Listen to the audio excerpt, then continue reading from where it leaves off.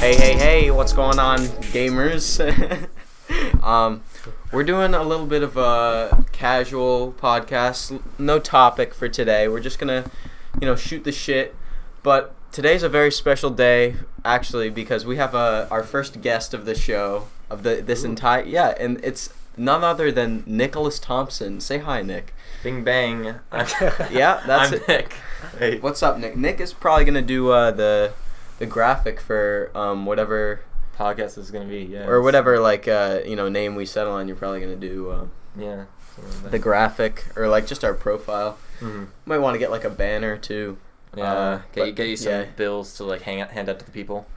Yeah, dude, we'll compensate you very generously for that. With no, Jack's already told me how you can compensate me. I told him he gets some good money, and I was like, you'll get $10. Yeah. We'll smoke you up too, though. So. It's worth it. We were just talking about sports and video games and go together like peanut butter and chocolate, you know? No, they don't really actually, but at all. Well, there's Madden. There's people. Madden's I think it's interesting because franchise. It's the same game every year. I don't play that. Dude, I remember Madden 08 on the Wii. I used to have that. And you could literally win 300-2 for football. It's nah. I had Black Ops for Wii, and the controller was you got to aim with the controller. Did you have the gun? Did you have the plastic gun? No, I didn't. But the thing with the Wii controller, you can hold the Wii controller like a gun, or you can turn it sideways and gangster shoot people. So it turns in the game, so you can turn your gun sideways and upside down. Cam says an insensitive joke, but that's neither here nor there. Oh, Jesus. No, don't go there. Well, come on, it's all fun and games here. What the? Man. But I was saying that I used to think that the reason that I wouldn't like to watch sports, the reason that I had so little interest of it was one, because I didn't grow up with sports really. My dad has never been into sports and never has really encouraged me, whereas I feel a lot of people's dads have always been a lifelong Dodgers fan. Well, that's or whatever. fine. Yeah. When did I say it wasn't fine? Right. That's perfectly fine, but I didn't grow up with that. And so I assumed that it was partly that and partly because I'm an edgy, angsty teen who doesn't want to fuck with normie shit. But on that same token, I am a big fan of Counter-Strike. I don't know have you ever played CS:GO before? I played CS:GO, but I've only done the trial version because whenever I ran out of the time period, I just made a new account. Dude, it's $13. Yeah, it's $13 that I could spend elsewhere. It's true, but no, I have over 1,000 hours on CS. It's been worth every penny, frankly. No, it's a sick game. I've played it. It's just a super, Jack, if you don't know about it, it's just a very competitive first person shooter that it probably has the biggest esports scene of any FPS really. Mm-hmm. And there's a lot of reasons for that. One of the reasons is that from a spectator's perspective, it's very easy. It's a very easy game to see the skill that people have. If you see a guy and he caps 3 people in the head and in 1 second he's flicking to all of them, which happens in professional games because people are super talented. That's you don't need to know about the game at all to see that and realize that that's impressive, and that's kind of why it's had such a big presence.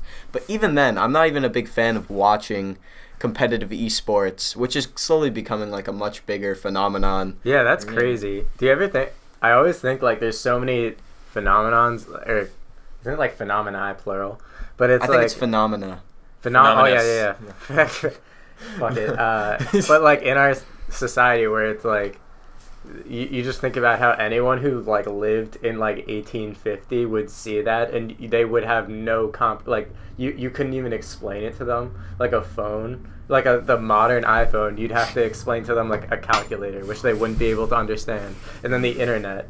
And then the internet would be particularly difficult to social explain. Media, the cloud. You wouldn't even be able to explain to someone the cloud who lived in 1850. I don't think you could fully explain the internet to someone that lived right now. If you that's so true. Right? I don't understand it. You know it, you know how to use it, but you could never explain how that shit works. It. But it's if you see FaceTime, there was a cartoon, I think. There was some drawing in the 1920s where they predicted what the future would look like, and it was this lady who had this like giant screen in her hand, and like you could see the other person's face, and then she had like big headphones plugged in, and so it was like literally like FaceTime, but like they never predicted that it would be like compact. It would be like a little like square that you could put in your pocket and does like a million other things, and like you don't need headphones and all that shit. Like they didn't even think about that. I think that's insane. That's crazy.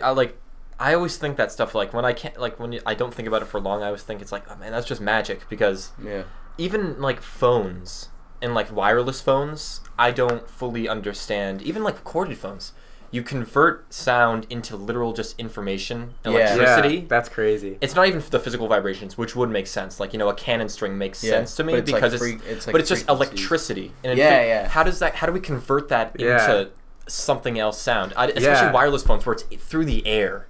Well, wireless stuff, like I like kind of know how that works, like the very layman's explanation with just like different frequencies and stuff. So like if you have an antenna like on your car or something, then the reason that like the antenna is like super tall is because it has to intercept like different wavelengths, different like amplitudes of frequencies. And so like if there's one that's like super high and going up and down really fast, I don't know how like that just like it hits. I don't know. Fucking, that's crazy. It's like, crazy to think about. How you can call, like just the concept of being able to call like two little cubes each in your pocket. You can be able to talk to someone on the other side of the planet. Like you know how there's those like untouched. There's like very small amount of like untouched tribes that like there's some guy who got killed. There's news about that recently. Yeah, he got killed Christian on an missionary. Yeah. And so imagine like if you were in one of those tribes and like they're still like hunter gatherers. And then you literally just get dropped in like Times Square. Like imagine like trying to comprehend. That's what I was so curious. Imagine, I guess like industrialized Britain in the early, I guess 1810s, 1820s, when they first like started industrializing. Someone from China, because that's a big jump in that time period. Yeah. Someone from like other side of the world, China, where they still have feudalism and things like that to an extent there. They could go to the other side of the world and literally jump technology for what it feels like hundreds of years in the future. It feels like you went to the future. Yeah. I just think that's like, but now like everything's more globalized. But there's still a lot of places though where people don't understand. Like we're saying that from like an American perspective, but there's there's like very few countries that are like America. Well, they're not as industrialized. Like they have different cultures, but there's very few countries that are as industrialized. We're in a globalized like society though now, where at least people have the knowledge of what is possible out there. Because even places where there's like very like poor countries, like they still something that like everyone still has there is like a cell phone. Like that's like it's crazy how like there's people who are like really don't even have like basic needs, but like it's how like a cell phone something that was invented like so. Only like a decade or like 2 decades ago. It was like 1980s may have been like the first cell phones. I could be completely wrong, but like when they came to the regular like not briefcase kind, but like the kind where you can actually hold in your hand. Those cell phones just it's so recent and the internet is so recent. Even but here, then all of a sudden it's like a foundational part of like almost every society in the world. Like I think that even if you don't have a lot of money, you still get a cell phone. I think that's crazy. It's weird because like we don't think like, I guess this is from my personal perspective, hopefully you guys agree, like it feels like not much of it has advanced since we were born. But if you like look back at it, like we now have, I don't know, like I was born in 2000, so like I wasn't on the internet until like I guess 8 and stuff because I didn't need to be, and that's when it kind of started coming into its modern day fruition. But like the way it's expanded, like now we have electric cars, which were like just like a kind of a sci-fi thing when we were younger, and like the phones and tablets are compact size. Like you were talking about that, how explained to like someone from like 1800, but even like when we were younger, stuff has advanced so much. But it's just we've gone through it, so it feels virtual reality. Virtuality goes through spikes though. Like there'll be a certain period in which like it's usually related to like video games and stuff. It'll have like a spike like it did with the Nintendo Virtual Boy. Oh yeah. I don't know if you know about that. It was a terrible piece of hardware that was like at very early stages of like virtual reality video games that came out in like early 90s. I think it might even be before that. I'm not super sure. But it was all red and it would give people headaches and it was just terrible. And so that kind of like drops off and people are like, all right, I guess we're not really ready for virtual reality to like really hit the mainstream yet. And I think even now you have like the Vive, you have the Oculus Rift, and those are getting like, those are crazy. I don't know if you've ever used like a Vive before. Like my friend Nate has an HTC Vive, and I've played games and stuff on it. And the first time you do it, it really is like magic. It's like actually crazy. It's like, it's the sort of experience that I think like you need to have to like fully understand it. But there are also like pitfalls to it, and like you need that. First of all, it's super expensive. The cheapest VR like headset that you could get is probably like the PlayStation 1, and that's like, to have that all set up, even if you already have a PlayStation, is like $300 or something. I think it might be even be more. So I'm wondering if VR is like, it's going up, but I'm wondering if it's gonna see a dip again in like popularity and like mainstream, like, because you need to get to a point where it's super accessible to everybody and it works super well. Right now it works very well, relatively well, but it's not necessarily accessible to like a mainstream audience. I think it's gonna get more into like technical things. Like I think, like in the far future, I could literally see there was like this movie where there's these guys where they have these, I forget what it's called, but there's like these giant robots, and the guys get into like the head of the robot. Pacific Rim? Yeah, Pacific Rim, and they like kind of fight like with their arms. So I'm wondering if like in the future they'll have like they'll like build robots, and soldiers will be like, they can see it, but they're like they're all robots. Like a drone, sort of. Yeah, so it's like a drone, but like you're physically like, you're like holding like a fake gun like in like the United States, but then they'll have like robots like go into like a different country. So like, I think there was a Black Mirror thing about that too. I'm not sure, but it seems fantastical. But that's like that's real. Like there are people in the like that we have right now that like get up in the morning and they like have coffee and they like fucking put on a suit and then they go to their job and they control like drone strikes and they're killing people half the world away. It's fucked that they up. don't know, they've never even seen, and they're going, and like those from what I've seen or from what I've heard is that like the people that actually do those jobs are like super hyper depressive and like very fucked up because it's such like a disconnected form of violence that you don't even think, like you're just at a computer. It's like, it's such an unnatural way to like conduct violence. It's also like, I feel when you're in that job and you are at least exposed to it directly, you then like, along with like the depressive state of actually like, I guess, conducting it, you then have the knowledge, you know, that like this can just happen. You can, people, we have the ability to kill, like to bomb an entire town with a robot, and we can sit in our rooms. Like that's a thing that technologically it's amazing. But if you see like how many, there's so many innocent people in like Pakistan that have been like, if they get fucked up, that have been like killed, and there's like children who get killed because they just like bomb the wrong place, or they'll be like an actual terrorist. But they're in like a hospital. I think there's one time where we bombed a hospital. Yeah, there's one where it's like a wedding, and like I'm pretty sure, and I could be wrong, but there's like, they'll be like around completely innocent people, but they'll still bomb because that one terrorist. And you have to have, because like when you're like in a drone, there's like not, you don't have that feeling of being there. I guess I mean it's obviously hard to comprehend if you're without having the experience of being behind like one of the, if you're like an operator, you know. But it's hard to comprehend that. Even the destruction is like kind of like part and parcel of warfare, is that people think of it as we gotta eliminate this threat that is like immediately threatening to like our people and our civilization, but it's such like it's a domino effect, and it expands out to like to the economy and politics surrounding like other countries that aren't even involved, like with manufacturing and stuff, and just like people that just go about their day. They're like, their most basic need is just like, their most basic concern is just like how to get food, and then they're caught up in this war with a bunch of like, you know, high level politicians that they don't even know, they've never elected these people, they don't give a fuck really, and they're suffering from the collateral damage of like warfare. And that's like, and how long have we been like at war? Like have we for our entire lives, like I was born in 2001, like have we been at warfare like my entire life essentially? And that's fucked up. And isn't I just want to say, like, I think I heard it, like, what was this statistic? Like 95% of the American history has been in some sort of warfare. either direct or proxy or some kind of like that. Do you think that's higher than that, like significantly higher than most other countries? A lot of people say it, and they say it so dramatically. Like, oh, America's been at war for 95% of its history. But I feel like in order to stay sovereign, I mean, obviously this is not the case for America because we literally just conduct stuff to turn over other regimes for our sake. But I feel for most other countries' histories, you have to be at war for at least 60% at least, or 70-ish percent of your history because you got to be protecting your borders, which probably constantly happens, and it might be a war with another nation, or it could be war with what we do with terrorists and things like that, which has always been around. We just see it more radicalized now.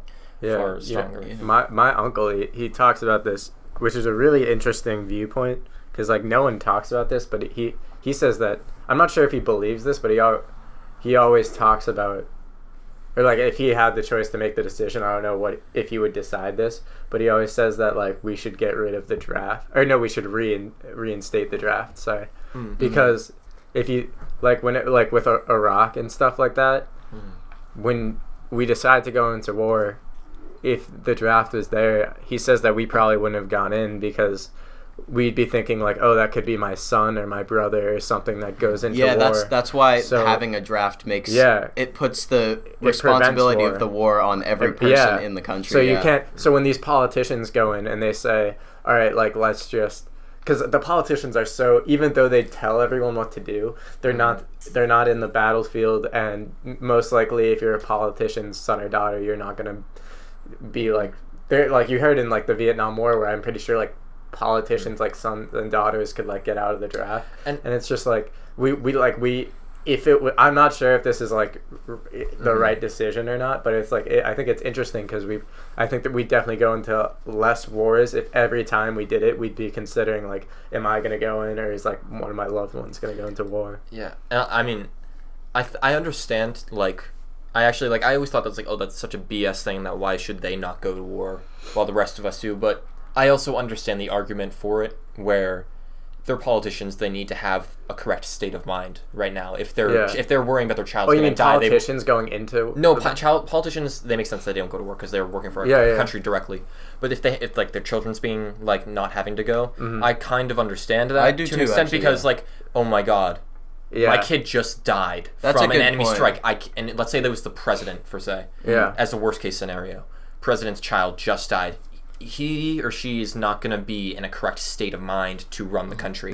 So I understand why at least their children or their direct family are exempt from war. It sucks that they get that privilege. Well, when you're in a position of power, for sure, you get certain privileges. And maybe you've earned that to some extent by being by being an elected person, but also there are plenty of situations in which your hand is forced, or if you don't play your cards right now, then whatever threat that is potentially going on in some other country is only going to continue to get bigger. That was a big thing with ISIS, or even if you think about World War II with appeasement of Hitler, he was obviously going to be a threat, but they kind of just all right, you can have you know Czechoslovakia, or you can have or you can keep expanding your army. You can have an air force, which were all things that were prohibited from the Treaty of Versailles, but they kind of just let them do it anyway, and then that turned into the worst shit ever. It turned into a clusterfuck, right? But so sometimes warfare, as tragic as it is necessary to if your main concern is the protection and long lasting survival of your civilization. That for a while the US, I'm not sure exactly what time period, but before the Cuban Revolution, before we kind of were fucking around in Cuba, the U.S. was was a very we had isolationist policies in regards to foreign affairs. And what time period? I don't know. It was I know immediately after we declared independence and we won the Revolutionary War. A few years or a year or so later, France had a conflict with the monarchy being overthrown, or some kind of civil war there, and we didn't help them because we agreed to not get involved with Yeah. foreign affairs. So I think it began right after our formation. We didn't like Being we want to isolationist. separate from you Europeans. I'm kind of referring to like later in the country's history because all that I can remember from like my U.S. history class is that when like we were fucking around and like putting a like puppet dictator in Cuba, Batista, that was kind of like that was a big deal because for a long time prior to that we had been staying out of the business of like other countries. Like we had been like had relatively isolationist like policies before that, but then like Cuba kind of turned into like a bigger threat with fucking Castro and whatnot. Yeah, well, he was after Batista. You want to hear something crazy that I saw the other day? There's like the CIA, like, you know how they release classified files that were classified from like a long time ago in like the 50s and 60s. Like JFK's murder, they just released like a year ago. Yeah, so like I saw this thing where there was, I think it was like there was like the Joint Chiefs of Staff or like someone from the CIA. They proposed to JFK a plan to like create a terrorist attack on like American citizens or like sink a ship or like do something. And like I think part of it was to like you can literally look it up. Like there was I forget what the actual like the planned. Yeah, it was Operation something. I know what you're talking about. Yeah, they were talking about like let's incite a massive terrorist attack to rally the people. Yeah, say foreign in like foe. U.S. cities, and then blaming it on Cuba, and that so like they would have like a right or like people would support fighting Cuba. Like they'd have like there'd be some like rationale behind it. And then, but JFK, like, he didn't agree to it. He opposed it. I think he immediately shot it down because it was just so horrific. But I think it's crazy because there's all these conspiracy theories about, and I'm not saying like 9/11 like was a planned thing or anything like that. But let's not get there. I just think it's crazy because like people say like, oh, 9/11. There's like the conspiracy theories that like George W. Bush like planned it, so like we could go into Iraq to get oil or whatever, and like there's like, oh, Dick Cheney profited off of the war in Iraq. But it's like I think it's crazy because that idea has actually been proposed to a U.S. president to carry out a terrorist attack on your own country to have a justification to invade another. I think it's because that's like actually been proposed before. I mean, we have done similar things to that proposal before, like the Spanish-American War. A big leading factor for it, of course, it was not the only factor, but like the U.S. Maine or the USS Maine blowing up in Havana, I believe. We're not super sure how that even happened, but it was just blamed on the Spanish. It could have been an accident. There was no proof at all that happened because of the Spanish. Because why would they? Yeah. I believe it did not happen. I believe it was either an accident or some kind of like maybe trade war, something happening between other people. Probably. But we use that as a declaration of war against Spain. So, I mean, I would not be surprised if in our later years, when whenever 50 or 60 documents come out that saying, like, other minor things were like, those were not caused by our foe. Those we used to rally the people to declare war. Yeah, like what's it? LBJ.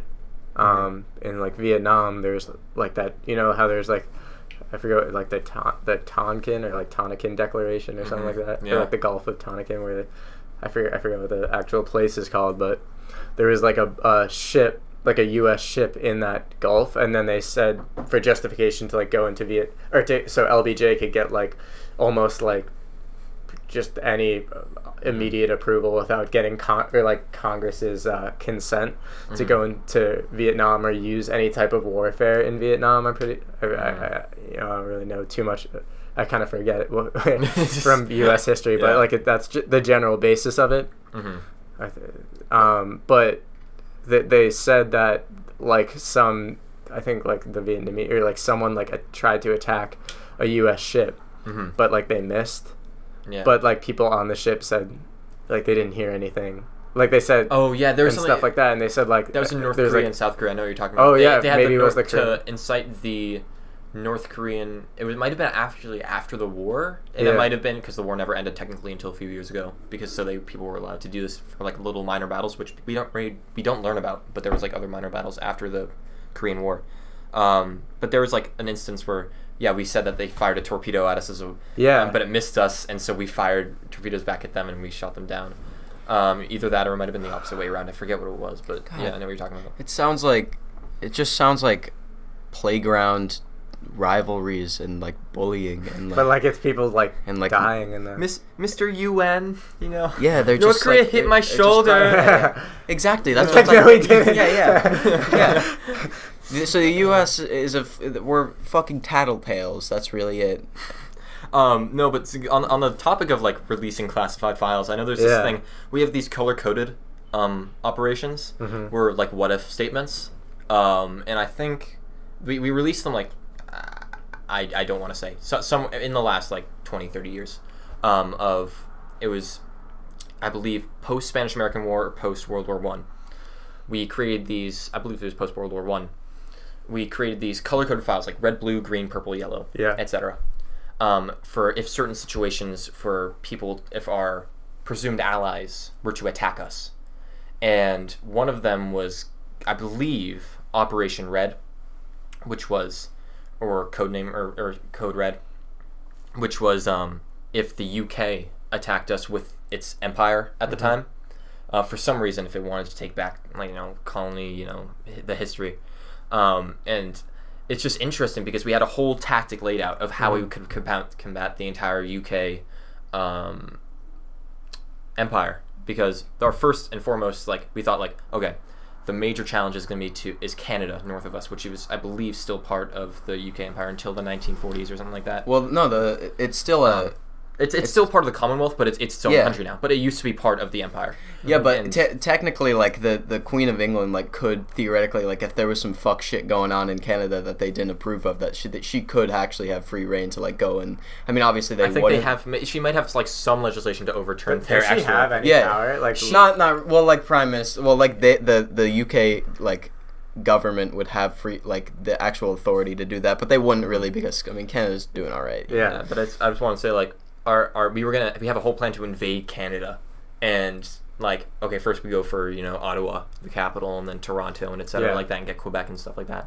And like when that came out, I just know Canada like was freaking mad at that we'd even consider really that, which I understand, but it's also like a practical thing. I just was super interested in that that we have a plan to like invade our allies as a what if statement, but yeah, the Queen thing, I think she has some power. She has one thing that I know she has is that she can overrule the decision of the, what's it called? Parliament. Of Parliament, if she wants to. They've never done that in like recent years, in like the last like 100 years, or so. Because if they did it, Parliament would eventually get together and take that power away. Yeah. And she also has the power to reconvene Parliament, I believe, and do a snap election. And she has those two powers left if she wants to, like, literally, like, overthrow the entire government super quickly. But if she were to ever do that, I feel that they would just take that away. Yeah. They have in the UK, they have this like very cool tradition that they do. That originated once, so like I've just been learning about this in Euro, that like in the British Empire there was like the whole thing where people were kind of done with having a monarch, and people were getting kind of fed up with James the First, I believe, was doing some fuck shit, and so people are kind of done with that, and there was this whole that's how the English Civil War broke out. And then eventually you had this guy Oliver Cromwell that like kind of got to the top. He was like a military leader, and he like got to power, and people were like, all right, finally we don't have a monarch anymore. And so but then like Oliver Cromwell, like a year later, kind of like was like, all right, now I'm Lord Protector of the UK, like basically declaring himself like a military dictator. And so they kind of went full circle, and so they got him out and brought this another guy in, Charles II, who's from the Netherlands.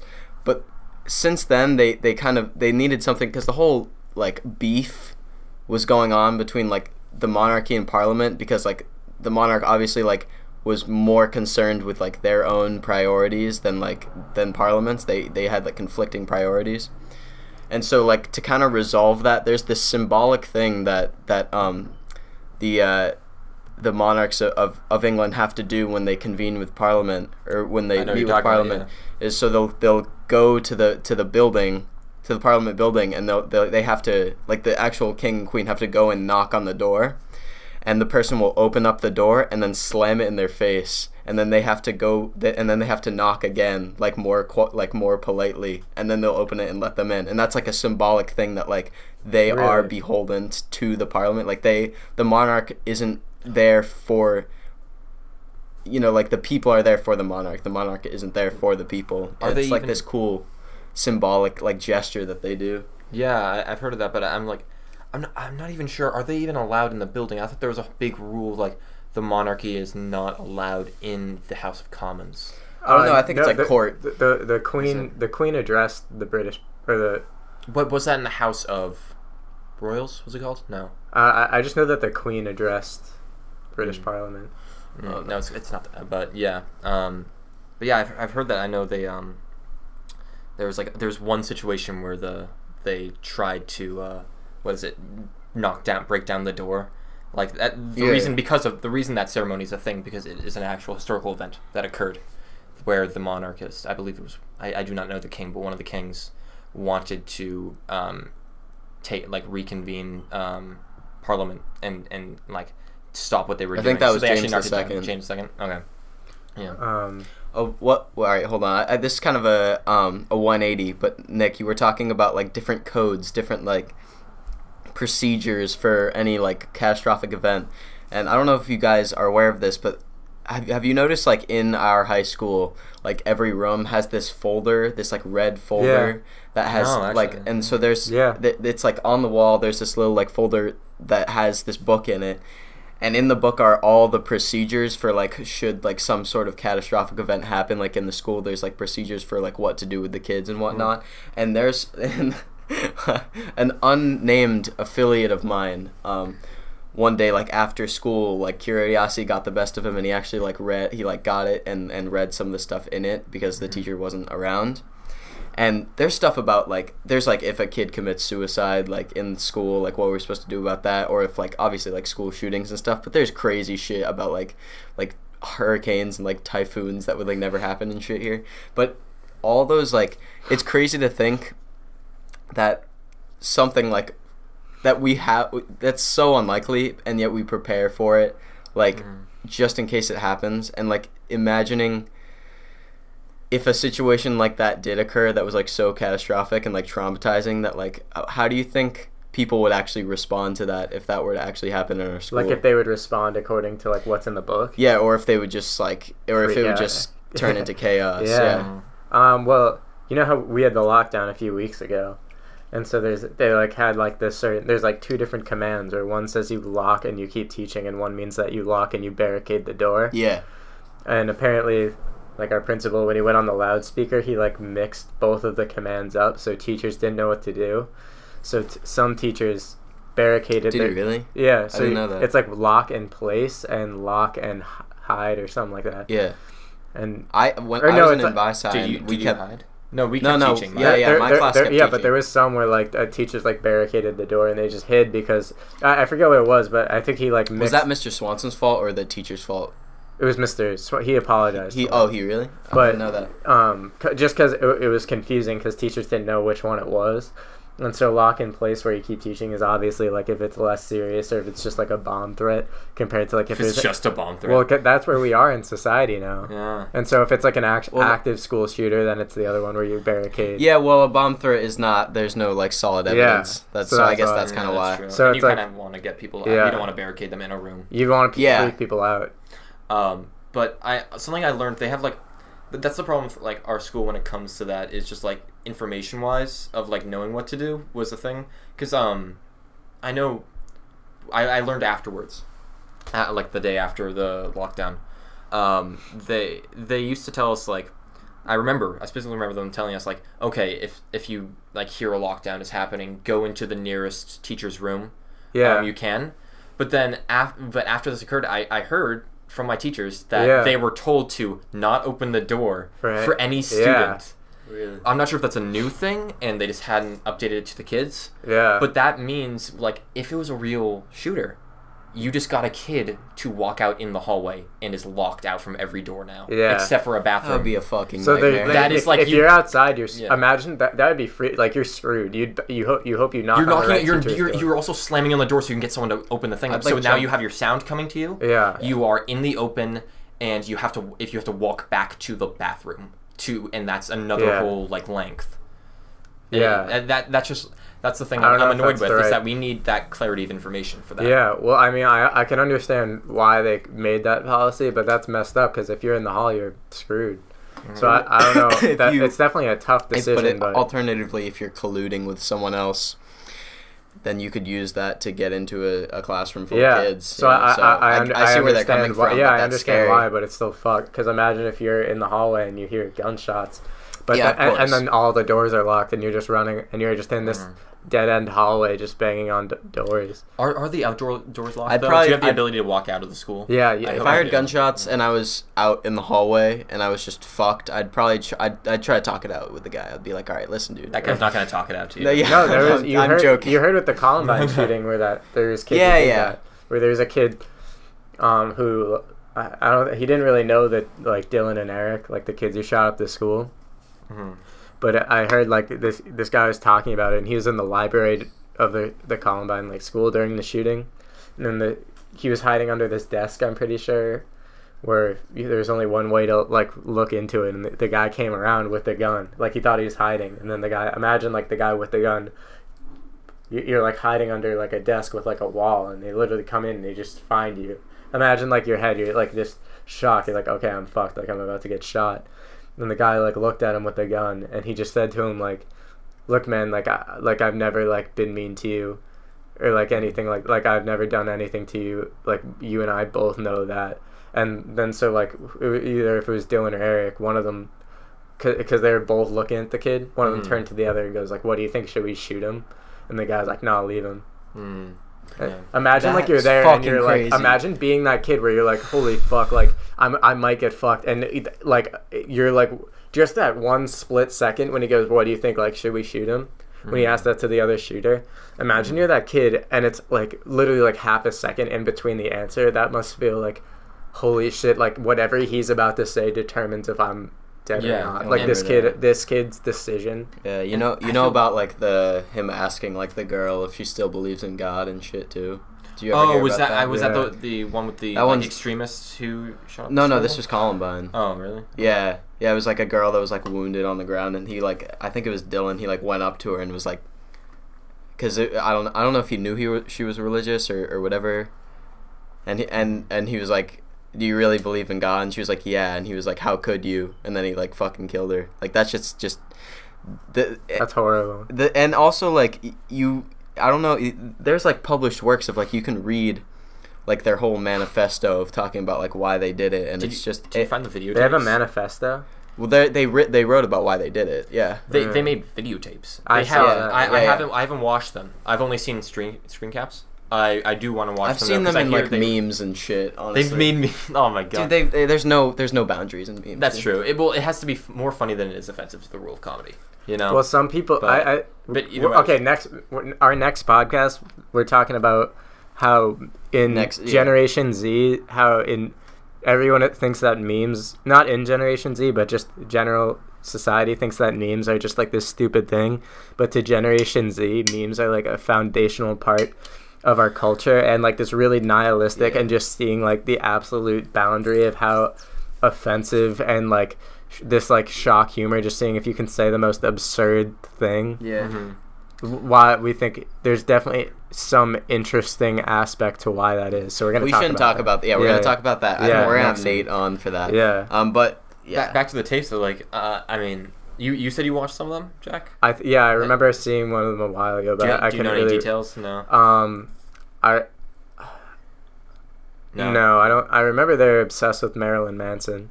Oh, I've heard about that. But yeah, and then I remember I saw this picture where it was like they took a class photo, and one of them is in the photo like like he's making like a gun symbol with his hand to a girl, right? He's making it to, or is it just in general to the camera? I think just to the camera, but I think that's crazy. That's messed up. Yeah. It's crazy. There was this guy. This is departing from the shooting conversation, but there's this YouTuber. I forget what his name was. But he originally had a YouTube channel where he like, I don't know, he did like anime girl friend thing. It was like he was like one of those outcasts in the society. Yeah. He's like he you know, he expressed himself on YouTube, which I totally is fine with. But it was like early 2008, like YouTube, I believe, and it was like YouTube just came out. It's early YouTube, and you can just see the deterioration of his mental state. Like progressively getting worse and worse. I'm not sure if he was a high school. I think he was a high schooler, so he was getting bullied and things like that, and it just got worse and worse and worse. And he ended up shooting up a place. Really? I'm not sure where exactly it is. I know exactly what you're talking about. I'm trying to find but you his could name. see him get worse and worse. Elliot Roger. Elliot Roger. I know. Is Actually, the channel still up? It is. Yeah, it is. I know. I know a fair bit about Elliot Roger. But yeah, the reason that he's such like an icon or just such an important figure like in internet culture and stuff is because of like the term is like he was one of us. Like he went on 4chan and like he was a YouTuber. He made videos and shit, and he was just like just like any other kind of outcast kid that spent a lot of time on the internet and whatnot. And the reason that he was so like he had so much contempt for people was because like he couldn't get a girlfriend. He was a super rich kid, like pretty much could afford whatever he wanted. He had like a super nice car, very spoiled, but he couldn't get a girlfriend. I think he was on the spectrum too, and he just had contempt for like all women and all, like it was the whole like Chad incel whole shit. Yeah, incel. Like he was mad at all the Chads for taking all the hot chicks, and he was mad at all the hot chicks for not wanting to fuck them, and that like led him to kill people. Yeah. So it's a real thing. Like this whole outcast incel thing is dangerous. You can really fall into a downward spiral. Yeah, 100%. You hear with a lot of the school shooters or just general shooters before, when they make statements like the guy who shot up in the Parkland in Florida. He made a video like the day before saying, "I'm going to be the next school shooter," and then he said, "Yeah, I've seen that." He talked about, it was really messed up, and he talked about how like exactly what he was going to do. Yeah, but he also talked about how there's this girl he liked or something like that. And he's like, "Oh, now she'll know who I am." I don't know if it was on the video, but I know he specifically talked about how no girl wanted to be with him, and how it's like he's like, "Oh, now she'll like remember me, or she'll know who I am." And then it was like the guy who shot up Sandy Hook Elementary School said like women don't want to be with me or something, where he says like it's just like where these men I'm like, it's like the incel movement where it's I mean, obviously they have like severe, because if you go and you shoot somewhere up, you have severe mental health issues, but it's interesting because in combination with their mental health issues, these people, a lot of these shooters are outcasts, and they can't because of their mental health, they can't connect with people, and it seems like it's like a cascade effect where because of their mental health they're an outcast, and because of they're an outcast their mental health gets worse, making them more of an outcast until it pushes them to the limits, domino and they just shoot somewhere else. It's, you think about the rationale behind doing something like the Parkland shooting, and you think to yourself, you're like, if you are a kid that has spent his whole life being, ostracized, you've been an outcast your whole life, you feel like you don't fit into society, you feel like no one cares about you, your family doesn't care about you, your friends don't care about you, probably don't even have any friends, and you think about, what's the one thing that I could do tomorrow that would make everyone across the country know my name, and they would take one day, and that's shooting up a school or shooting up a town, or doing anything. It's so annoying when the media shows the shooter's face. Well, so that's why, because then it just makes it infamous. They're an infamous hero. Like they're a hero for these incel kids that like feel like no one cares about them, and like, oh, this guy actually did it, and that's why exactly, like if you actually wanted.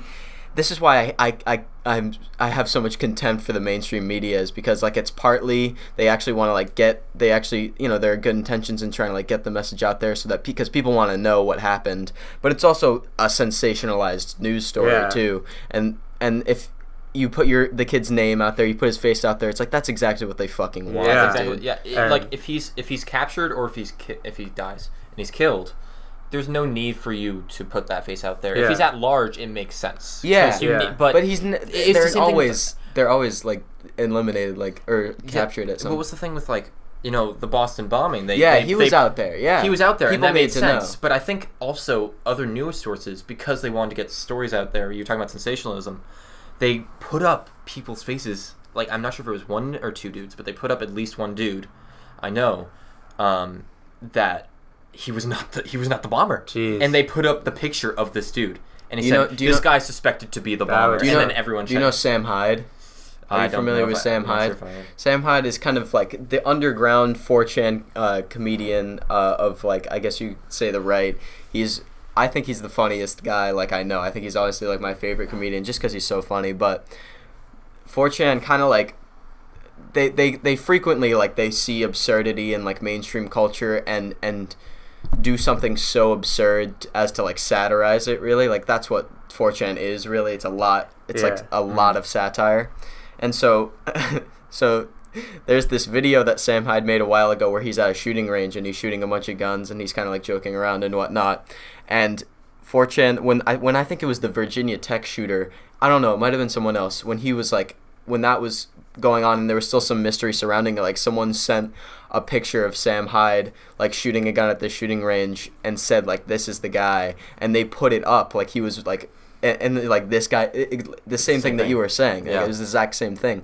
And so that's, like, showing how quickly people, like, the mainstream media is just to pick that up, no evidence, just get, like, because they want to be the first one. And so you know, that's only further justification for these kids that they know that their name and face and everything about them is going to get they've spent their whole life as nobody, and in one day they're going to become the biggest thing that's on everyone's mind. I think I mean, I don't really know a lot about 4chan, but we said we'd talk about that next week. But Cam, we will more. Cam, I think you said something interesting, how you said that these shooters are, like, notorious heroes because to, like, 99%. I think that's interesting because, like, 99% of America, they're, like, notorious and everyone hates them. Yeah. But then there's that, like, very small 0.1% of incels that he's the underdog hero. Kids, yeah, where there's kids because they see their name and face, like, those kids who already have mental health issues and that are already outcast, they see that,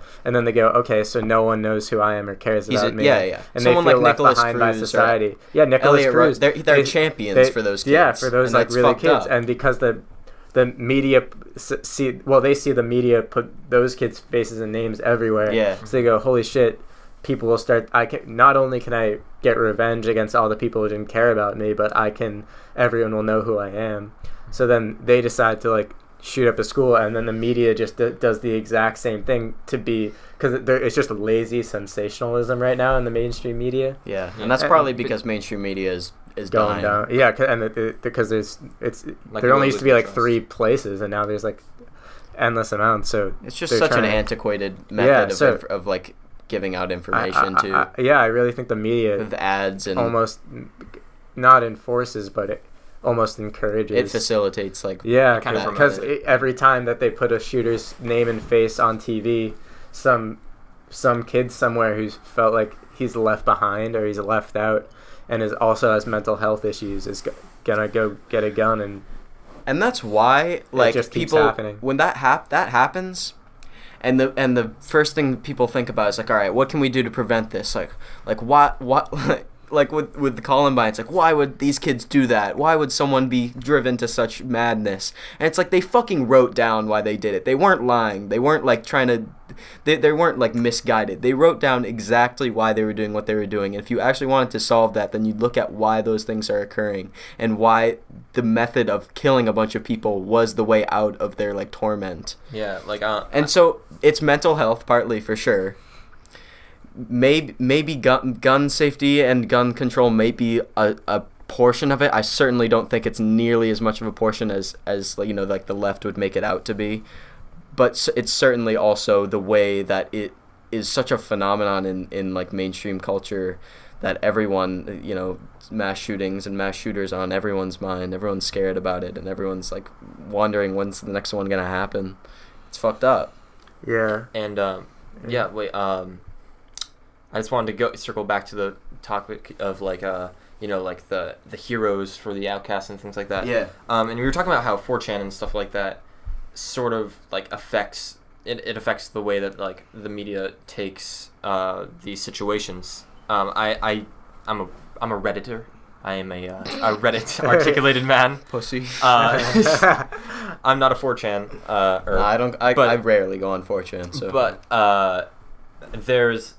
during like I had a period where I was like very depressed and things like that, and there was this thing called like Suicide Watch, Reddit Suicide Watch, which is a subreddit where like people can talk about suicide and like help each other and things like that.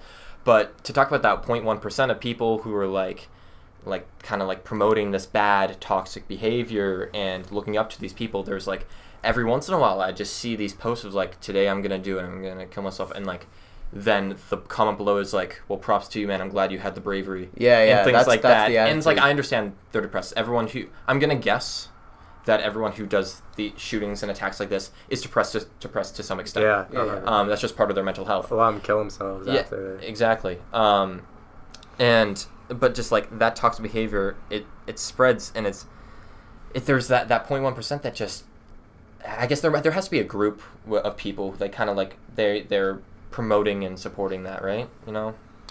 Yeah. Have you ever seen every time there's like a big mass shooting, The Onion posts the same article, and the headline is like, in quotes, "No way to prevent this, says only country where this happens frequently." And they post that over and over again. And you think about like, I'm kind of rehashing the same point, but I've just been thinking about this. It's like, what is significantly different about how society works here in the U.S. versus how it works like in the U.K. or, well, I mean, the U.K. has issues with terrorist attacks and stuff, but like in a bunch of other like countries where this doesn't nearly happen as much. It's not even necessarily gun laws or it could be partly like the access to healthcare, which I think healthcare, or like or the access health, to mental health health care. You know, that's that what makes I sense. we need to. I know, yeah, definitely. I know, like, access Nordic, to a therapist, a psychologist. Like the Nordic countries are really good with that stuff. I hear. And it really is like, I don't know if you've seen like there's a whole joke where you see like the Canadian like election for prime minister. You see like their debate, and it's just two people running for prime minister in a room, and there's one moderator, and that's it, and they're hashing stuff out.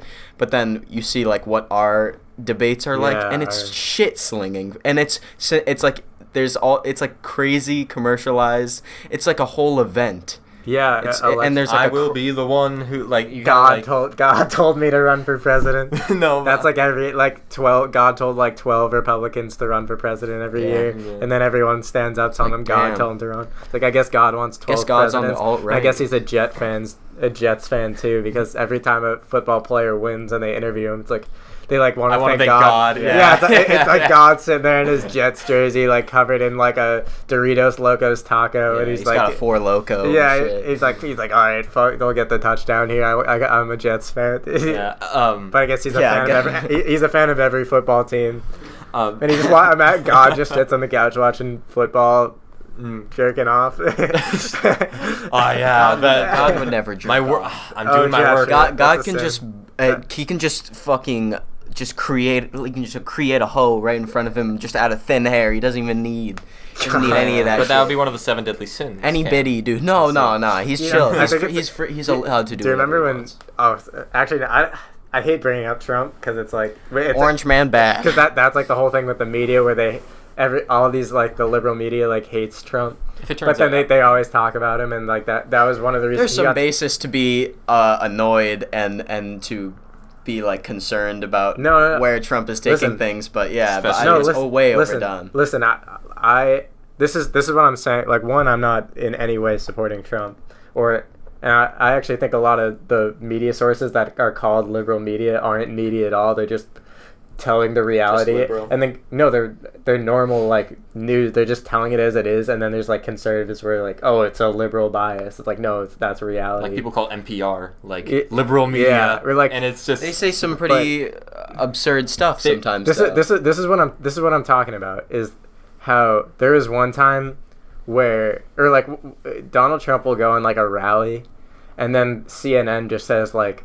50 most absurd things Donald Trump said like at this rally, and if you actually read it, It's just like what he actually said. Like there's some like he says absurd shit all the time, especially at his rally. But like some of the things with like this is absurd, where it's like he just says something like completely normal, and they find a way to make it seem absurd. Yeah, and it's like the rare without context. It's almost every time he talks, he says something absurd, but then I like think if you they were pull speaking, they pull out in every sentence, because there's like sometimes where he just says something normal, and then they find a way to make it absurd, and it's like the media is doing the right thing by always talking about when he does something messed up and not making it normal and just like not covering it. They're doing the right thing, but where they're failing is that when they it is like that, where it's like 40 most absurd things. It's like, no, like call out specifically what's absurd. Don't try to make everything he says and spin it, but like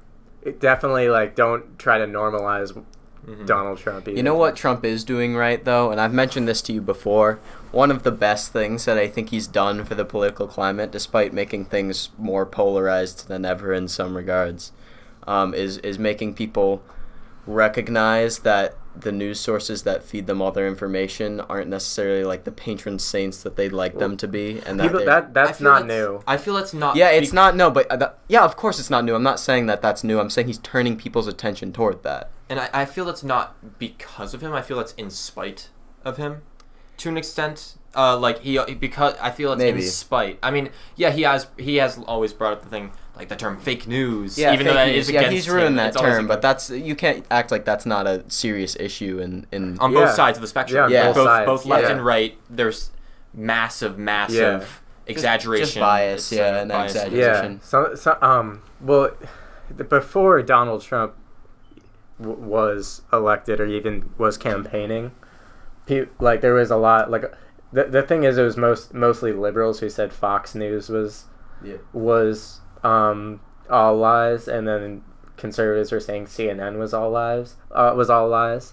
But now that I will say this, now that he was elected, I don't think it has to do with him specific. I think it has to do in combination with him, and then also like with like the whole thing with like Russia creating all these fake accounts on Facebook and spreading fake news and stuff like that, and like with I think partially Alex Jones, where people are recognizing, like liberals are recognizing, like okay, like CNN also says some stuff that isn't true, and then conservatives are understanding that Fox News doesn't say some things that aren't true. So I don't think it's just him. I think there's a lot of different factors where now people are understanding that every news source is like has a bias, and even the news sources which may be their favorite, that they have to like double check and like they can't just believe everything right away. But before he was elected, there was already like a group of people were all like still talking about fake news and media shit. Bias isn't anything new for sure, but I think and partially I think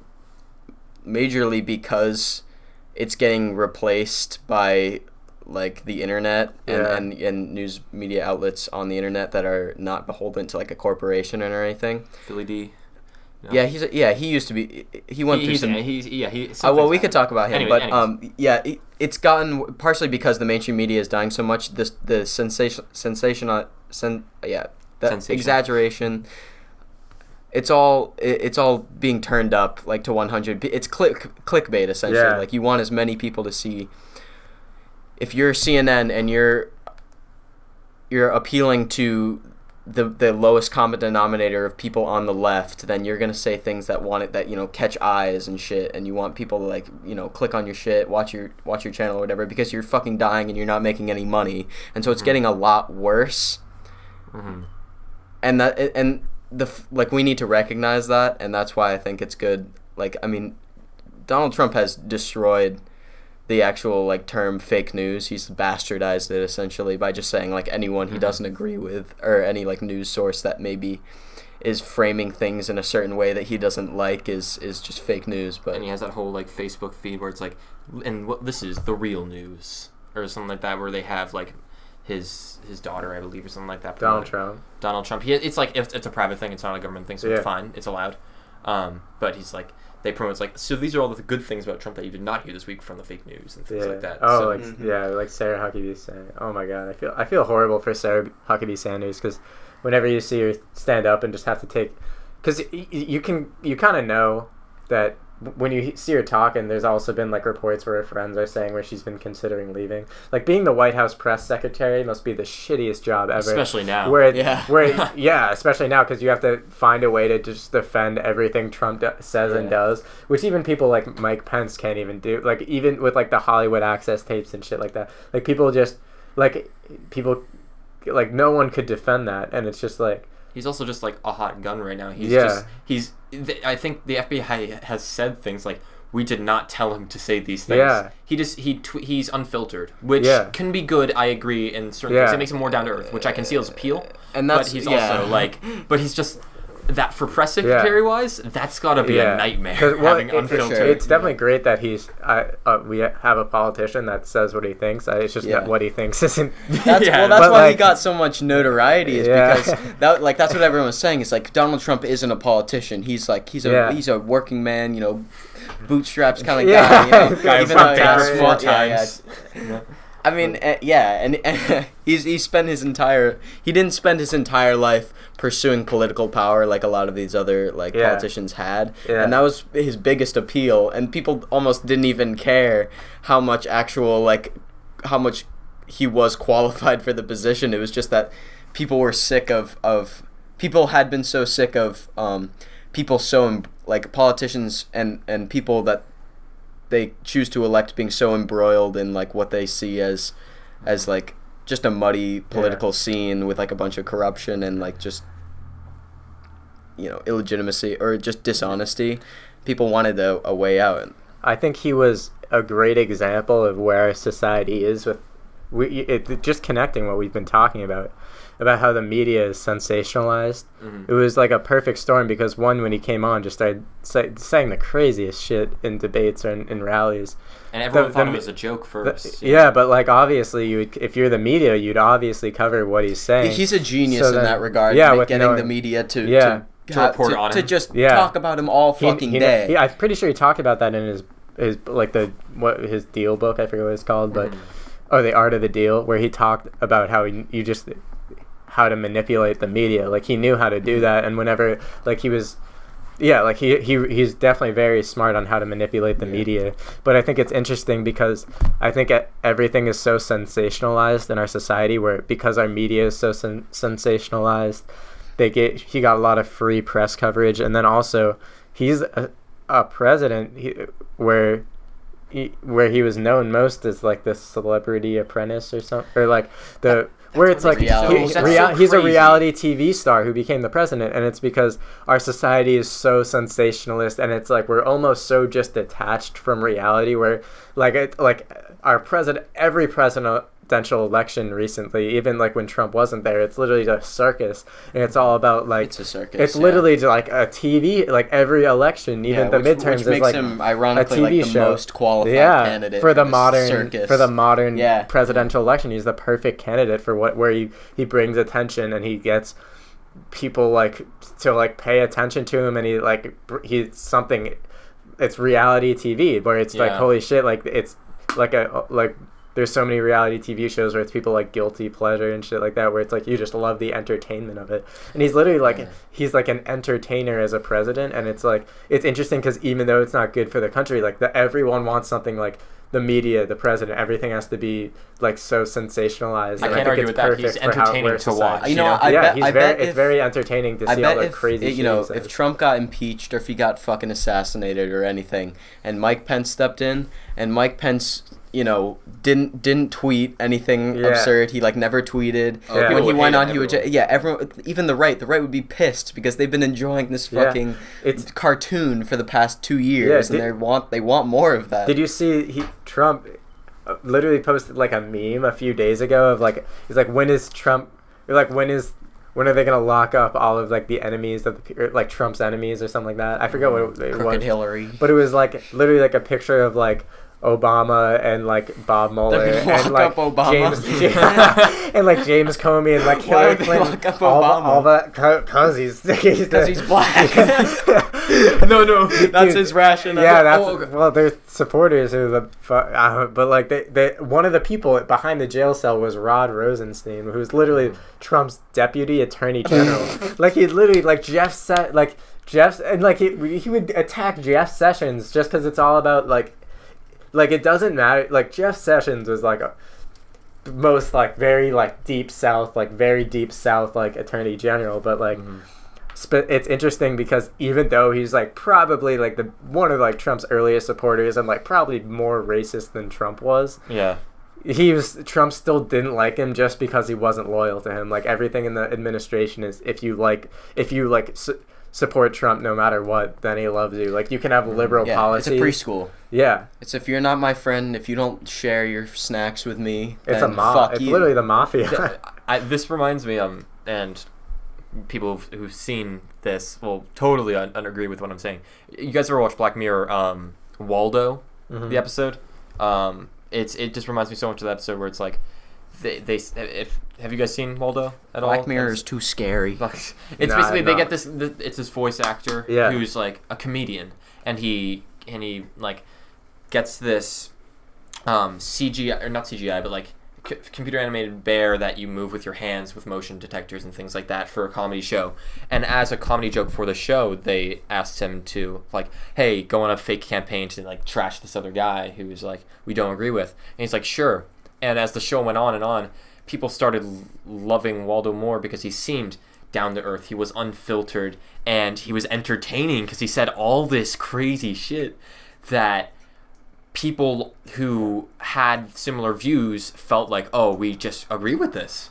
And this of course it eventually evolves, I think, at the end of the show is like a totalitarian, like weird Chinese government regime thing. Yeah, but everyone loves it. And everyone loves it. It's just the relations I see between that episode and what happens in our climate with the campaigning and president and politician wise is so surreal because it's just wow, that's a TV show and it happened and it's because I'm not sure, I don't believe it came out before Trump announced he was going to run for president officially, like even though he always said he's like, oh, I'm going to run for president this year. Yeah, he'd been thinking about it for a while. Yeah, but I think it came out before that, and so it's even crazier. Yeah. It's not even based off of I mean, it was based off of real life because of what people because we could tell the world was getting more sensationalized. But yeah, it's it's crazy. People people pointed this out how the Simpsons like predicted. No, but like no, yeah, we were talking about this. Rode down the escalator. Wait, which one are you talking about? Wait. There's like the Simpsons episode where like Trump going down the escalator waving to people. Yeah. There's like a picture of that. Is that real? Because there's like a meme where it's him. I think I know what you're talking about. They predicted him and his announcement for president. Wait, didn't the Simpsons also predict like 9/11 or something? It's crazy how there are a lot of people say that video games and things have predicted 9/11 because they don't have the Twin Towers in the city landscape. But it's because they couldn't load in the Twin Towers. There's too much information. Or it's an epic creepypasta. I booted up The Legend of Zelda Majora's Mask and Link's eyes were bleeding. And he was drowning. And he was drowning and his eyes were bleeding and then he stuck his hand out to me and he said, "Let me touch you." And then he turned to the screen and he said, "Ooh, spaghetti sauce." Wait, what and then he turned away.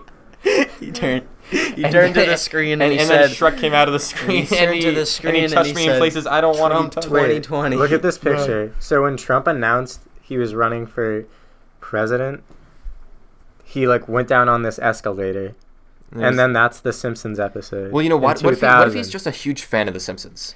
What if he just like based it off of the TV show? Well, isn't that wild? Look how it is crazy. It is crazy. But look how similar the logos are. Where they have you should like double check probably, that. Yeah, well, I feel that's based off of generic politician things. You have the basic. That's true. This could be a fake picture. Oh, look, this is fake right here. Oh, it is fake. Okay. Well, I wonder. Well, it's from only one of the views. I guess maybe that is, you got to research it more. But definitely. I understand. I think. I mean, the Simpsons have like predicted so many of the things. Yeah. Who's that guy? Like the right hand man of one of the Russian leaders who he was like a fucking fortune teller. Like said he could predict the future. Rasputin. Rasputin. Yeah, he predicted 9/11. Dead ass. He wrote in 1700s. Yeah, he wrote it down. He said there was this he predicted a ton of crazy shit. He obviously said like a ton of shit that didn't happen obviously at all because if you just keep throwing shit at the wall, eventually something will stick. He said that there are going to be like these two massive pillars in like a utopian cityscape, and that a flying object, unidentified flying object, is gonna crash and destroy both of them. Like, and he actually it's crazy. He also said that the world was gonna end in like 2001 though. So yeah. So and the Mayans also said that too. Yeah, with Y2K, I didn't know this, but apparently my family, I wasn't alive yet, but my family, like everyone, that was like people, even though a lot of people didn't believe it, people were like kind of freaked out. People stayed home that night, yeah. Like my parents like flew in, even though they like don't, I think everyone subconsciously was worried about it because everyone got so worried about it, but my parents flew in, because a lot of my family is in Chicago, and I'm pretty sure like my family was like together. Which is crazy because like they don't believe in any of that stuff, but I think everyone subconsciously was just like, all right, like because there was enough people were worried about it enough where you're just like, okay, even though this is probably definite bullshit, it's like it's like weird, it's such a weird thing that everyone is thinking like, okay, the world might end this day, so you're like, all right, like even if it's probably not true, like I might as well just be with my family just in case. There's weird things that happen like that. Y2K is a good example where, and it's sort of unexplained, where like a group of people just like suddenly like all lose their minds collectively, like they all just start believing in something that's just so absurd. I don't know if you've probably heard. Have you heard about the like the satanic daycare fiasco? No. I've never heard of that. No. This whole thing. I heard about it on. I think I heard Steven Pinker talking about it on Joe Rogan's podcast. Love Steven Pinker. He's awesome. So that's proof that I don't just like right wing talkers. But so basically, through a series of like interrogations and like and suspicions, like kids were going to this one daycare in the South. And there were some rumors started cropping up that they had been participating in like satanic rituals with the kids, and that they were like sexually molesting the kids, like these old ladies running the daycare.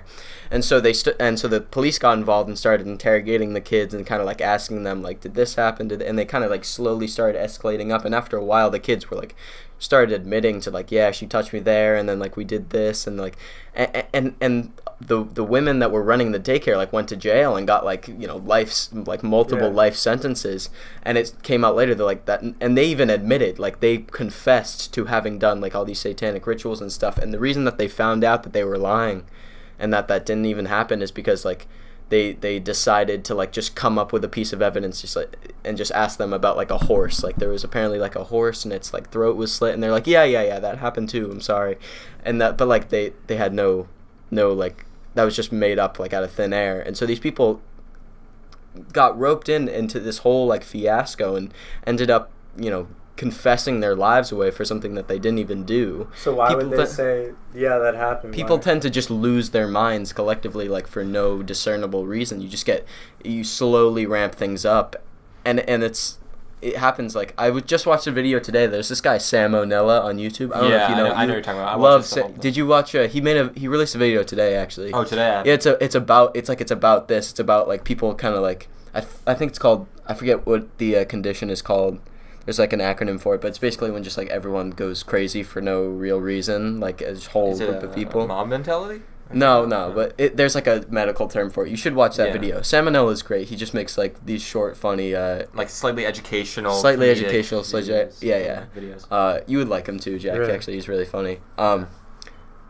He didn't mention that case, but it's strange how you get caught up in the wave of something, and next thing you know, you're confessing to molesting kids in a satanic ritual.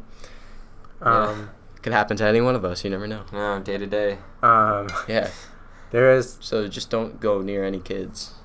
As we're on this topic of, we were kind of talking about this. I think how there's like some higher power, and we were talking about like Y2K. And this is pretty off topic, but this is something. We don't have a topic. Just go ahead. There is something interesting that You don't need to be that close to the mic. You can like be close. Do you want to? I don't want you to peek it. Like, no, go ahead. No, that's fine. Where you are right now is fine. Cam, I apologize. In fact, sit up a bit more actually. And actually, get the fuck out of my room. Dude, you're kind of making them feel like too. You're making them feel. Nick, you're too far away from the mic. What are you talking about? No. Wait, he's invading its privacy. Fuck you. All right, yeah, go ahead. Okay, anyway, Jack, go ahead. Okay. No, don't worry about Thou it. shalt No, not go use ahead. the Lord's name in vain. Oh, yeah. My mom's gonna come in and beat my ass. Alright, anyway, I let your mom beat my ass.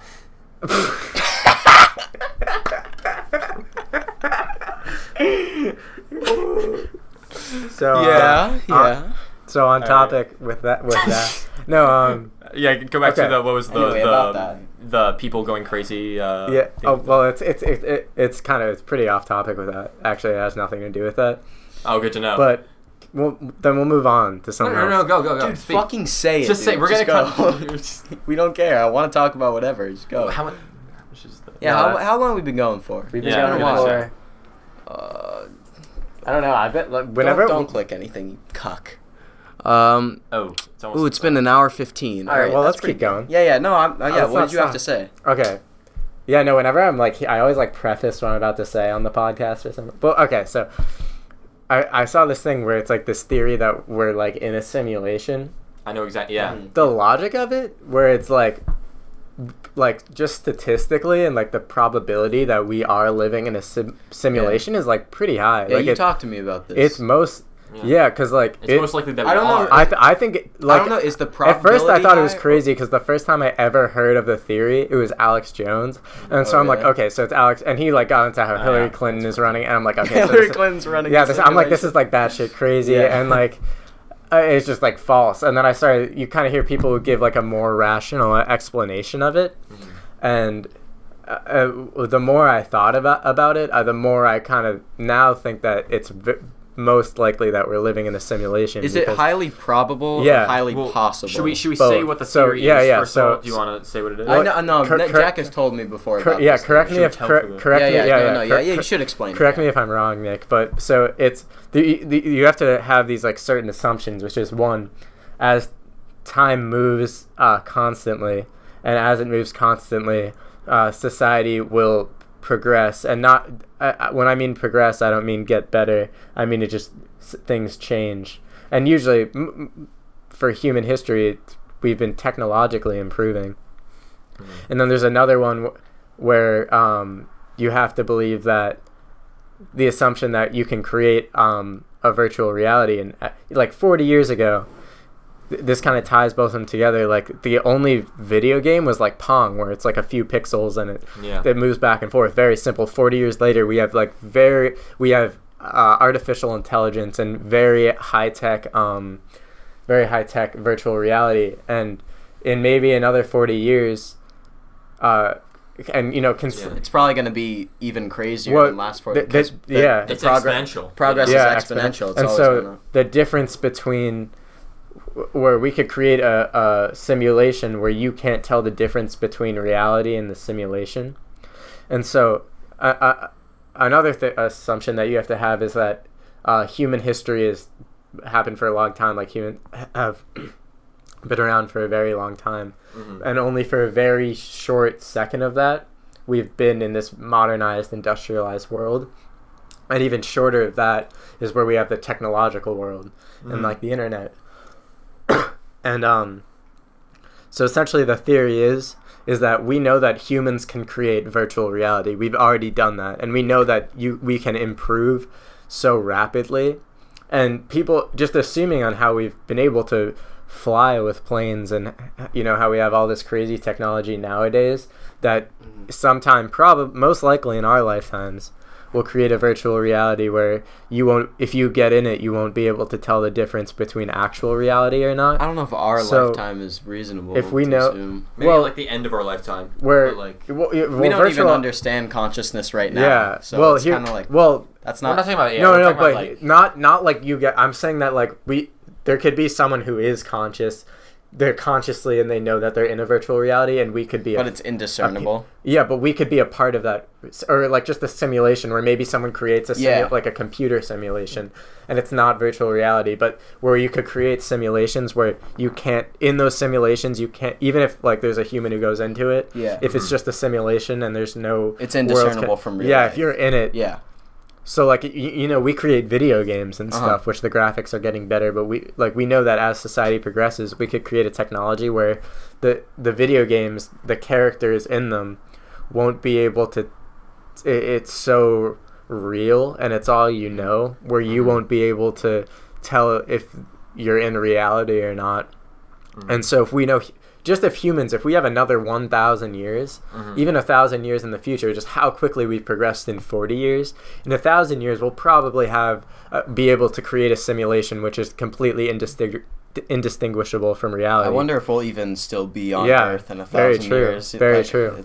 But so the crazy thing is, if we know societies can do that, and if we know that it most likely, if human life is alive or continues for another 1,000 years, that we could probably do that, who says that we're not in one, and we're just in this loop, or this constant. Highly possible, but like I feel like for a theory like that to be very likely, like probable, seems like you would have to have some sort of like evidence that level of technology could be reached, and so that's my only skepticism with it. But I totally understand that it could be very like it would make perfect sense if it was the case. And if you think about it, like in the 1600s, like we were talking about this at the beginning of the podcast, they could not even come close to comprehending just things like even a light bulb, like just these completely normal things in our society. People in this 1500s, 1600s, people in like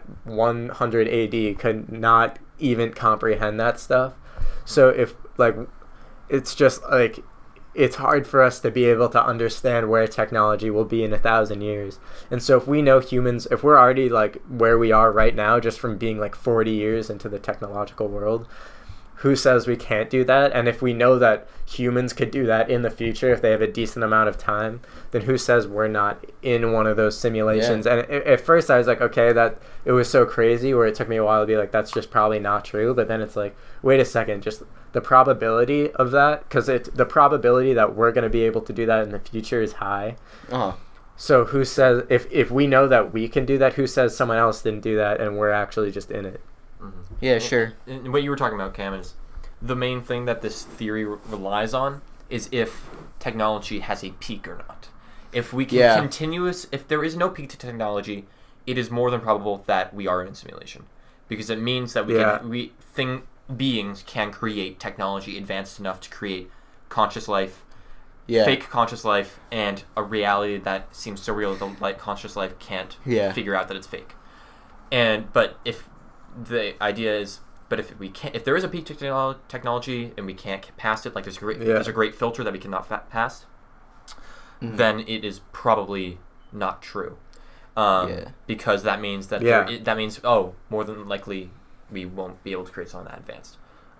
If we get to the point where we can create, like, I mean, we're already at a point with like CRISPR and whatnot, and like stem cell research, where like we will get to the point. I mean, I think like we could theoretically like clone human beings right now. Obviously, like we've decided that we shouldn't clone human beings just for the moral argument, but it's totally understandable that we would get to a point where we could like create another organism with conscious. If we could do that artificially, though, that's like, I think that might be like the limit. If there is a limit to technology, it's if the consciousness of an organism can be replicated artificially by humans. And so, and I'm thinking about this like from like a metaphysical level, like just about like religion and God. So like if we hit that limit of technology, if there is a limit to technology, then you could reasonably assume that there is some higher power or some like ethereal, like something that we couldn't understand, that's like kind of running the show, that we would never like, we couldn't really describe. But if there is no limit, then that would be reasonable enough, like that it would be reasonable enough to assume that there is no like higher power, God, or anything. If there's no limit to technology. If there's no limit to technology, to the point where that we can create this life that we've been like born into, this entire world, like how everything works together with evolution and natural selection, everything, consciousness. If that can be replicated by humans again, then I think it's totally reasonable to assume that not only that like that's might be how we were created, but that in a also, simulation. Yeah, but that also like by a higher power, there's nothing there's nothing past like this life, and if there is something past this life, it's probably operating on the same terms that we're operating on now. And by the time if we are able to scientifically prove that we are part of a simulation, if we get that technologically advanced, there's a chance that human society has created simulations, and where where it's infinite. Yeah, and then probably by that time, the simulation we create will create another simulation, and so on. But also, just let's say that this theory isn't real, and then let's also just for what I'm about to say, let's also say that God isn't real. Yeah. So with the Big Bang Theory and stuff like that. Great show. Completely wrong. Trash. That's a completely wrong statement. By the way, that's a horrible show. I take it back. There is with the theory for, I saw this one where it's like how we are created, where inside a singularity of a black hole, singularity, there's no space and time, and so if there were to be any explosion outside of the space-time continuum, then it could expand indefinitely or infinitely, because there's no boundary of space in there, and if there's an explosion in there, and it's outside of the space-time continuum, or so it's outside of our universe, there's an explosion inside of the singularity of a black hole. Do you think that possibly like that explosion could have created the universe because it's outside of our time? So then it created the universe, and then the universe creates a black hole, that specific black hole which has a singularity inside of it, and then that explosion happens. So our time is almost like a loop where an explosion inside of a singularity inside of a black hole created the universe because it was outside of the space-time continuum. Yeah. And you have to wonder where that explosion even you have to assume that where that energy you can is somehow from. there is an outside of the universe. That assumes that there's something actually other than this, other than the universe. People always mention, like, you always hear that, like, the universe is constantly expanding, but that doesn't make any sense. It's like expanding into what exactly? Yeah, that's the question. It's what's interesting is that apparently it's exponentially expanding. It's expanding faster and faster, and eventually it's going to get to a point where it's expanding faster than gravity pulls things together, so we won't be able to travel between places. But yeah, what you're talking about is when it expands. You have to basically imagine... For something to expand, there has to be empty space that it's expanding into. And you have to imagine, basically just, I imagine, a photo frame. Yeah. And the photo frame just gets more detailed as time gets on. Because it gets bigger and bigger, but since that's all there is, the frame doesn't expand. Uh-huh. It's just... that's an interesting way to put it. That's actually a crazy... Because what is it... If it's expanding, then what was it going into? Exactly. And also, because they say it expands faster than the speed of light, and they also say that the speed of light is the universal speed limit, but it's like, wait, you can't have both. And that's wondering, is space a physical thing, or is space just space? Isn't that like proven that there's like a fabric to space, because like isn't that what gravity is, where it's like almost like a trampoline where the sun has more mass, so it pulls down the fabric of space, and that's why like if you look at they see in space where there's like a black hole, I'm pretty sure you can see like there's a circle around it where there's or like light bends around stars and planets because of the gravity, where it can literally bend light around it and stuff like that. So I'm pretty sure space has a physical fabric to it. That's how gravity works. Yeah, and I think I mean, I'm not Stephen Hawking, but that's what I saw. Really? That's what I saw on the internet. No. So it's definitely I know what true. you're talking about. I don't think like gravity itself is a fabric, but I know there's like the way I believe that scientists categorize it is the common belief is that there's like forces that create that are part of the universe, and those are gravity, electromagnetic force, strong force, which holds atoms together, the insides of atoms, and weak force, which connects atoms. And then there's two others, which I forget what they are. Could time be one? Time might be the force, but that might not be a force. That's just a happening, I think. Yeah. But I think those are what you're talking about is the fabric of the universe. It's weird. It's a weird concept because I'm not high enough for this conversation right now. Absolutely not. What were we talking? I think we said something before about, or if it. Oh yeah, so we were talking about how the universe is expanding or something like that. And I think it's interesting how, like a couple centuries ago, like we thought that our solar system was the only thing that exists, and then we found out that we're in a galaxy and that or something, or like even like 1,000 years ago or whatever, we thought Earth was the only thing, and the sun went around the Earth, and then all of a sudden we find out we're in a solar system, and then we find out the solar system is in a galaxy, and we thought that the galaxy was the only. That's what we thought the universe was. It's like, wait a second, there's like hundreds of trillions of galaxies. But then we have the assumption that there's one universe. So it's like, wait, what if there's like hundreds of trillions of universes? And then what if there's some type hundreds of trillions of multiverses too, then? Yeah, because if there's tons of universes, then what if there's like this one thing that encapsulates all of those universes? And then what if there's hundreds of trillions of that? One big flat universe. Yeah, like who? No, but like no. I'm yeah, but like that, but, if we don't know, because there's historically been where we just assume that we know the extent of where we are. We're like, even with like, we're like, okay, we're in the universe, and that's like the most macro scale of where we are. Mm-hmm.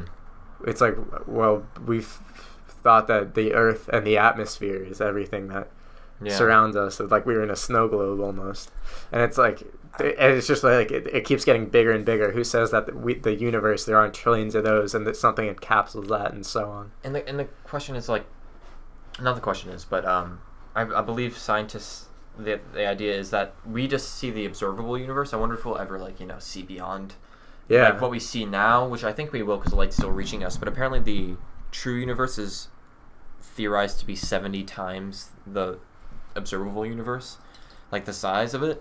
Which I don't even know how we got that estimation because it makes no sense to me. But how can you predict something? There you probably can't are see or some detect. There probably are some like mathematical bases. It must be like the expansion. Maybe we were looking back, like, okay, so this is when the universe began. At the rate of its expansion, it could only be this big. There are people that are like 800 times smarter than all three of us combined that probably could explain like a bit in a way to a baby. Understand it in some way. You know, it's there's some thing that I saw where like some scientists picked up radiation from the Big Bang, or they think, but I don't know how that could work, because if the Big Bang happened and the universe expanded to create the space that we are in now, and we be far past, say like they say like the universe is 14.6 billion years old. So that means that if planet Earth is only like 4 billion years old, that means that space is 10 billion years beyond us. So I feel like the radiation, unless wherever it was created is like pulsing and there's some like center to everything, then I don't see how we could be hit with radiation from that. I don't think it's like us being hit with radiation. I think it's just all around us, and it's the leftover, kind of like Chernobyl, where it's just not gaseous, but it's just in the air of the universe. Well, but also just with the Big Bang like generated like all the energy in the universe. Like you can't create or destroy that. So all the energy that we have now in the universe at this moment is the exact same amount that was there right at the Big Bang. That's crazy. Yeah. Think about that. It started all the energy that's in the universe. You're right. Started from a finite point. And expanded theoretically. Yeah, theoretically. But let's say it's true, and it expanded in a finite point. All of that energy, and it expanded at the rate that we cannot even fathom. To like the size of a baseball within like 0.0000000, like super far down of a second.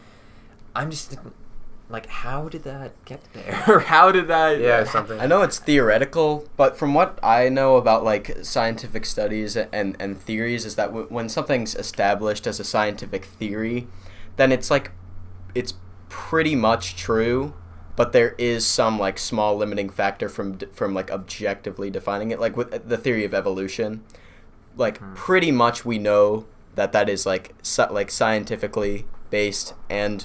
like objectively true. There just is there is the question of like the original ancestor of like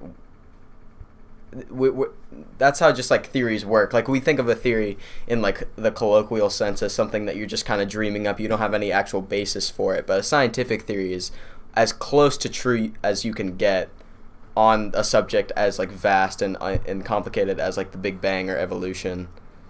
Well, I think even gravity's a theory too, technically. Yeah, but but there are some constants. Who can prove that it's well, I feel like saying something is objectively true, because then to understand that you have to have all these other assumptions, but who can prove that's the argument of and I mentioned this like jokingly it to my seems like friends. nothing is objectively true. Like I don't think that we could like a scientific theory, like it just seems like there is no like objective reality people that we say can that base that on. When people like complain about people not being objective, there's like this kind of meme response where you say that there's no such thing as objectivity because everything that's objective is based around your subjective perception of like the universe around you, and so there's nothing that's technically objective. But then you could get into the whole idea of like what is truth, like what is objective truth, and if that can even be.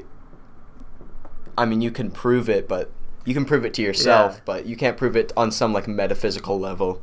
Yeah, well, I mean, like just to like make some type progress and have some ground, because just to like we could just say everything isn't true, but we have to like do stuff.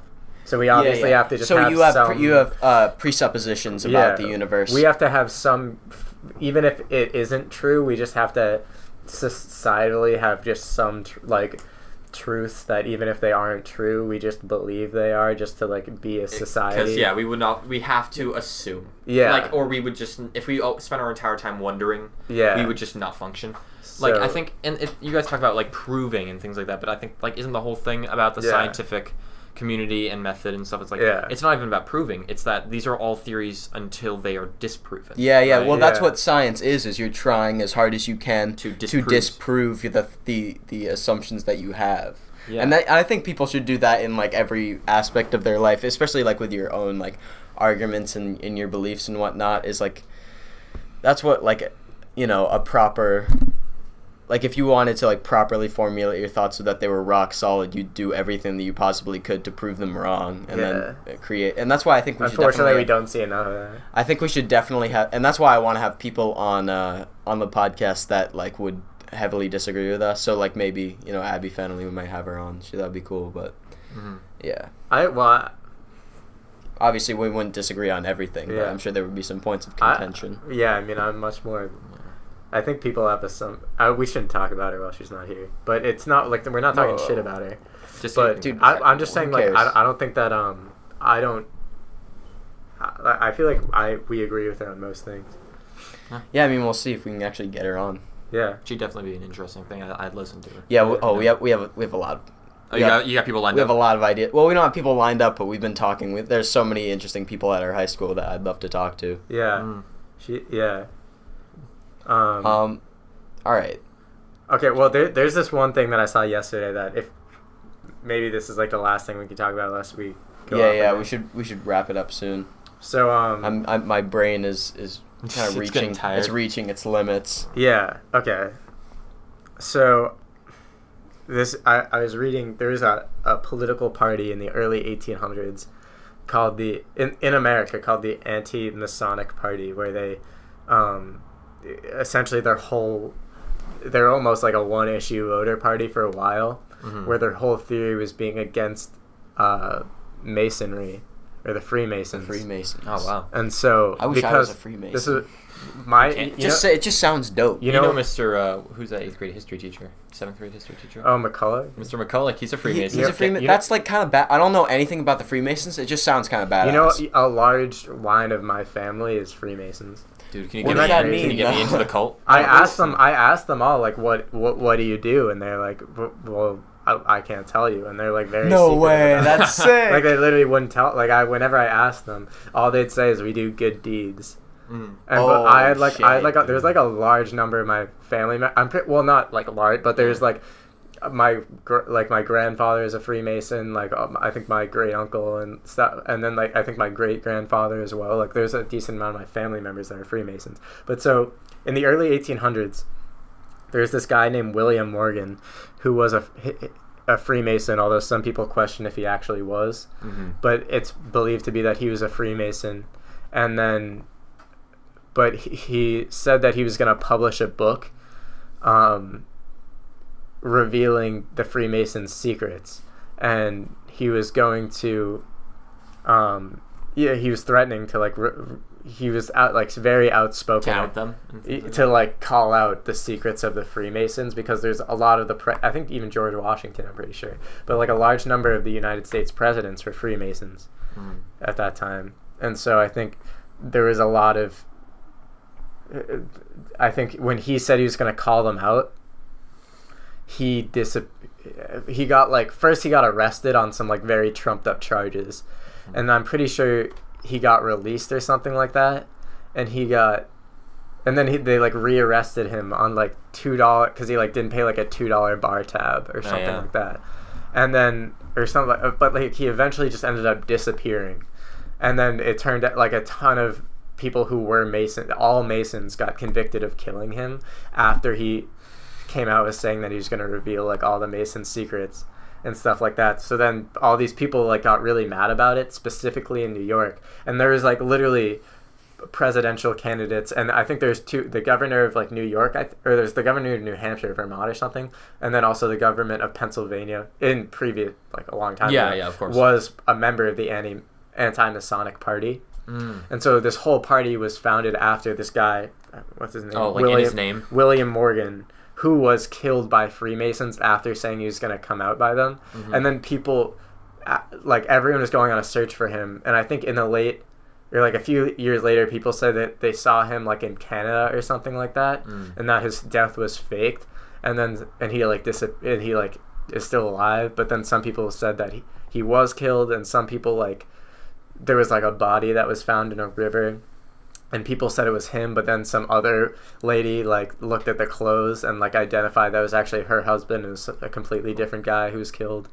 And so like no one really knows where he went after, but it was like pretty recently after he said that he was gonna release the Freemasons' secrets, and then like a lot of Freemasons were convicted of murdering him. Was it kind of like a Caesar kind of thing, where they like, is it theorized that they like all jumped him together? I believe so. And so it's just interesting how this guy said he's going to come out, and then like I think that's where the Freemason speculation conspiracy theories started, was in the early 1800s. And so there's a memorial for this guy, and it's crazy because on his memorial it like literally calls out against secret societies. Let me see where he's. Oh yeah, so he has a monument. And let's see, it's in the Batavia cemetery, and I think it's in, where is it? I don't know where it is, but so on his, this is what it looks like. This is his like memorial. Yeah, it's like a big pillar pillar thing. Is that him on top? That's him on top. Ooh, he got a whole statue of himself. And so on it says, sacred to the memory of William Morgan, a native of Virginia and captain of the War of 1812, a respectable citizen of Batavia and a martyr to the freedom of writing, printing, and speaking the truth. He was abducted from near this spot in the year 1826 by Freemasons and murdered for revealing the secrets of their order. The court records of Genesee County and the files of the Batavia Advocate, kept in their recorder's office, contain the history of the events that caused the erection of this monument. And so, like, I don't know, I think that's crazy how he's like a figure for calling out the Freemasons, and he got killed, and he's like a representation of going out against secret societies. And I just think that's like, I think that's where it started, I'm pretty sure, with like Freemason speculation, but a whole political party was formed after this, and like people got like very high up into office and campaigned for like Senate positions and presidential positions. And I think John Quincy Adams and I think Martin Van Buren were both members of the anti-Masonic political party. What does that word mean, though? Masonic. Masonry, Freemason, oh, okay. Masonic. So anti-Masonic. And if you hear like a Masonic, I think a Masonic temple is what they call it. I think there's one's close by, but it's like where they meet and stuff. Yeah, it's by the armory. Yeah. But damn, isn't that crazy? That's fucking wild. And so the guy just disappeared, and like there's a lot, like read into it because there's a lot more to it. But it's it's just crazy. Mm. I don't know. Yeah. All right. Should we I wrap think we're this gonna up? wrap it up. All right. Nick. Can you hand me the tape? and It's the Nick's. paper? It's Nick's birthday, by the way. Oh yeah, Nick. What the fuck? So Happy everyone, birthday. everyone, give Nick a very expensive item as soon as possible. Yeah. Yeah. Or like, yeah, give him a handshake or something. Alternatively. Or hand. Or not that. All right, hold on, Jack. Okay. So Nick, thanks Yeah. for coming on, Thank dude. you. I want to. Yeah, I want to have it Nick was- on the podcast. Nick, you're coming back on for sure. Because this is great. There's no limit to how much we could talk about anything. I mean, we went for like almost 2 hours. Yeah. Hour 45. That just flew by for real. It was awesome. So yeah. I mean, and we'll keep doing this. We're gonna do another one on Wednesday. We're actually gonna start uploading these two once you get our once you get our graphic done. Yeah. Just because I want to have that, like, just have a brand image, you know, Yeah. and then we'll I'll be sure and to then make we'll it. reveal our stupidity Secrets, to yeah. the entire world. All right. Well, thanks for listening. If you did, and if you didn't, then you're not listening right now. All right. Yeah, we talked last time. Probably no one's listening. At this But point. if you got to the end of this and you liked it, shoot me a text of Me too. shoot me a text of a bear, in a suggestive position. Thank you very much, everybody. We'll see you next time.